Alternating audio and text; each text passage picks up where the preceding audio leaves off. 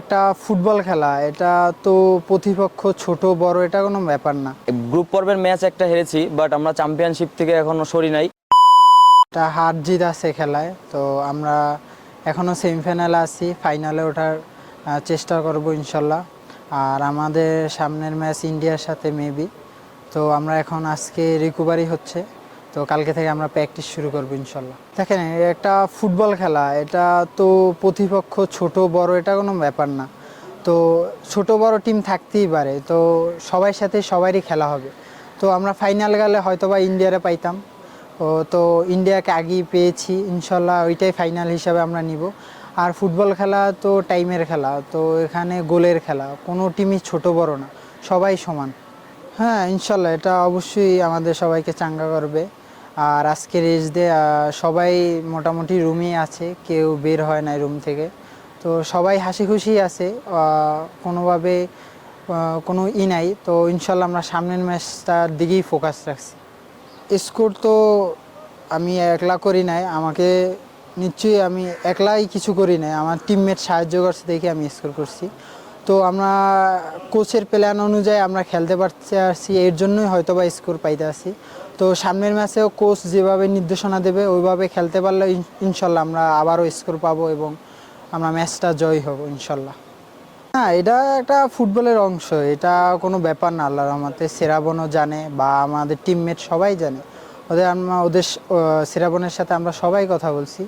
Group পর্বের match একটা হেরেছি, বাট আমরা চ্যাম্পিয়নশিপ থেকে এখনো সরি নাই।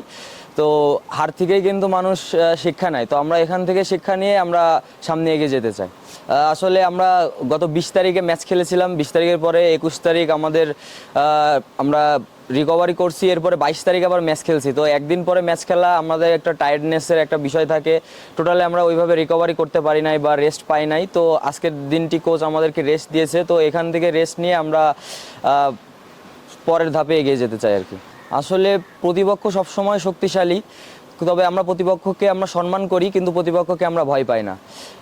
ইন্ডিয়ার সাথে হয়তোবা আমাদের খেলা হইতে পারে সেমিফাইনালে, তো ইন্ডিয়া যদি ভালো করে তাহলে ফাইনালেও দেখা হইতে পারতো। তো খেলা তো খেলায়, তো ইনশাল্লাহ আমরা আমাদের যে প্র্যাকটিস আছে বা আমাদের যে প্ল্যান আছে ওই প্ল্যান অনুযায়ী আমরা খেলার চেষ্টা করব, এবং আমরা আমাদের স্বাভাবিক খেলাটা যদি খেলতে পারি তো আমি মনে করি ইনশাল্লাহ আমরা একটা ভালো রেজাল্ট করতে পারবো বা ইন্ডিয়ার সাথে আমরা জিতে ফাইনালে যেতে পারবো ইনশাল্লাহ।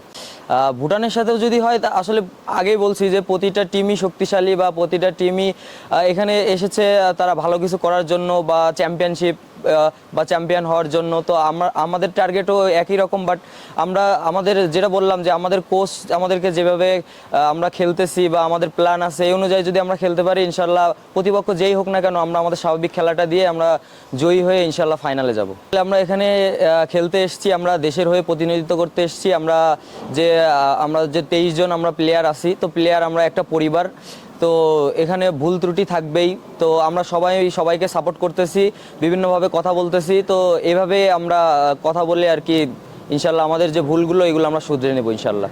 খেলতে গেলে মিস্টেক হবেই, তো আমি যখন খেলা শুরু করি তখন আমার কোচ আমাকে বলেছিল যে তুমি খেলতে গেলে মিস্টেক হবে, বিশ্বের যত বড় প্লেয়ার হোক বা সেরা প্লেয়ার হোক মিস্টেক করবে, তবে ডে বাই ডে এই মিস্টেকের সংখ্যাগুলো কমাইতে হবে। তো this is the part of the game. So আমরা হয়তো ভুল করছি, বাট এই ভুল থেকে শিক্ষা নিয়ে আমরা সামনে এগিয়ে যেতে চাই ইনশাল্লাহ।